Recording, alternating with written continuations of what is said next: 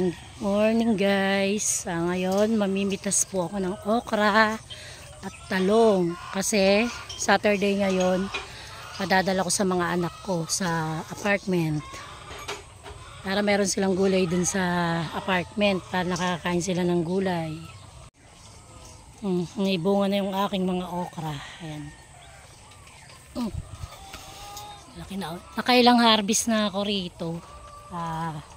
Nakatatlong harvest na ako. Si daddy na raw mamimitas ng okra. Yes, boss. Kahirap mabag lang po. Padadala namin sa mga bata sa apartment. Para meron silang gulay. Pag kasi itlog na pula. Itlog na puti. Ayan, pinagdadala din namin sila ng itlog. Para hindi na sila bibili ng itlog. Hindi na pa, pilitin na ba pa? Hindi pa. Ito, pwede. Here, laki oh. Titingnan mo mabuti bawat puno. Ang lalaki ng bunga, murang-mura pa oh. Ang lalaki ng bunga. Yan, oh. Pero mura siya, mura oh. Makati ah. Makati nga yan eh. Ilang puno yan. Bawat kasi isang dalawang puno inalagay ko eh. Hindi, okay lang yan. Kahit nga tatlo yan, pwede. Tatlong puno yan. Ito, ang daming bunga.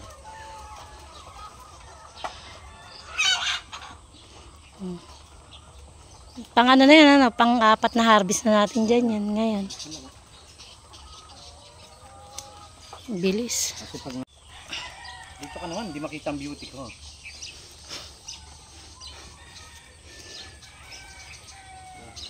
Arte.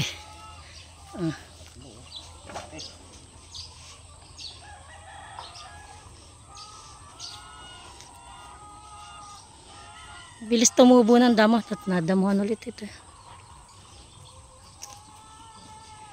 Ayun, may nalalak eh.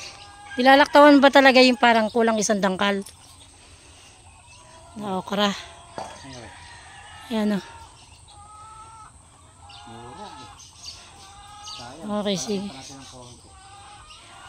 Talong, dami ng bungang nakuha dito. Yan, sa pagitan ng hita mo, pwede na yan. Oh.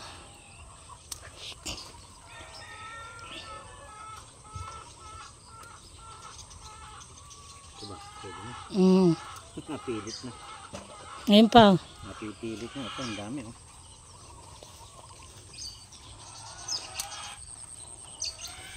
Ayan, yung sili ko. Siling pansigang ko, may bunga na. Ayun o, may mga bulaklak na. Yung kamatis ko, ayan o, may bulaklak na rin. Ayan o, sa baba. Dapat maigawa ko pala ng ano yan eh. Tukod, para maitaas yung ibang sangano. Ang dami na naman talong o, herip. Ayun pa o. Yung sa ilalim, tingnan mo. Daming talong. Ayun pa oh, malapit sa sako.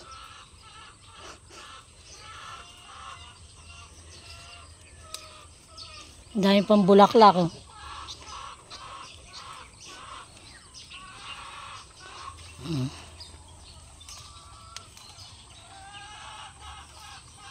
Ayan oh.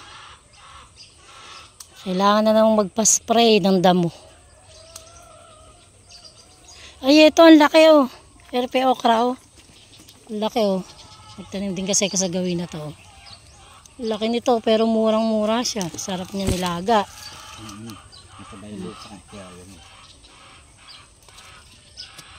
Sarap ito, half cook lang. Sarap. Ayan na. Yung paitan na, wala naman talong. Hayun pa oh. Ito meron ba ron? Wala na.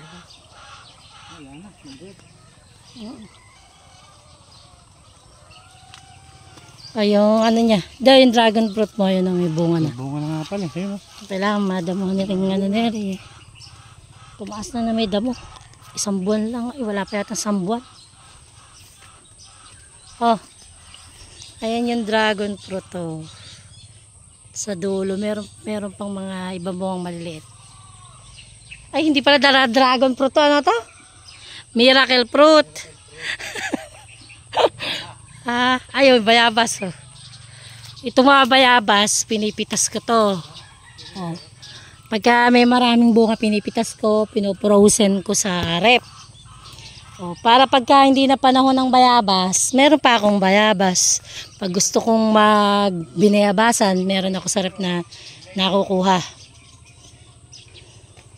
Ayan o, ito naman yung aking mga kalabas, yung kalabasa ko. Meron na ring bulaklak ko, mamumulaklak na. Pinatabaan ko ito kahapon ng ng dumi ng manok. Ang dami ng sukal, ang dami ng yung aking mga mais o. Hanggang dun yan o. Ayan o. Ayan si kuya, kumakain na si kuya at papasok. Babalik na sila sa apartment. Tas ni daddy. Talong, okra. Yan, fresh na fresh.